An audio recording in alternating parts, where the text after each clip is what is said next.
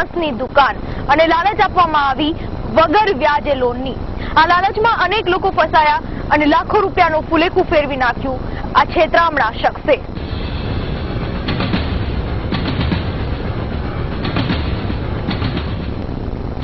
વગર વ્યાજે લોનની જો કોઈ લાલચ આપે તો સાવધાન। સ્કીમના નામે લોકોના પરસેવાની કમાણી સાથે થઈ રહી છે રમત અને આવી જ એક રમતનો ભોગ બન્યું છે બંધ દુકાનની બહાર ઉભેલું લોકોનું આ ટોળું। આ તમામ લોકોની એક જ ફરિયાદ છે અને તે પણ બંધ હાલતમાં દેખાઈ રહેલી ઓફિસના માલિક શીતલકુમાર મહેતા વિરુદ્ધ।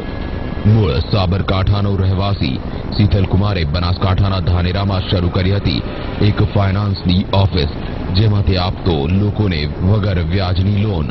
15,000 રૂપિયા આપી દીધા અને મને ચેક નથી આપ્યો અને મને કોઈ વળતો જવાબ નથી આપ્યો। મારા 15,000 રૂપિયા એમને જતા રહ્યા।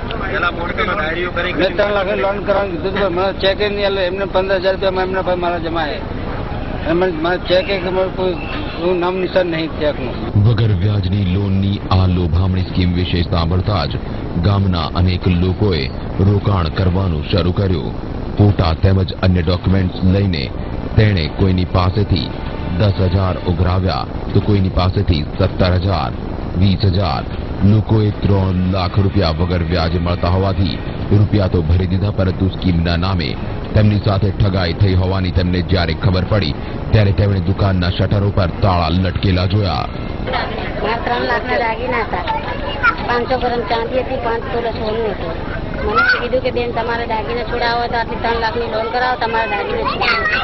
3 લાખની લોન કરાવી, 36,000 રૂપિયા માંગ્યા, મેં 36,000 રૂપિયા આપ્યા અને આવી રીતના ચેક આપીને જતા રહ્યા। છેલ્લા 5 મહિનાથી શરૂ કરેલી ઠગાઈની આ દુકાનને તાળા લગાવી આરોપીતો લાખોનું ફુલેકું ફેરવીને નોંધો 11 થઈ ગયો છે જેની હાલ ગામવાસીઓએ પોલીસમાં ફરિયાદ દાખલ કરાવી છે જેના આધાર પર પોલીસે ફરિયાદ દાખલ કરીને આરોપી વિરુદ્ધ કાયદેસરની કાર્યવાહી કરી છે શરૂ।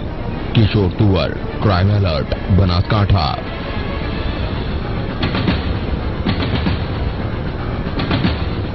સુરત પોલીસ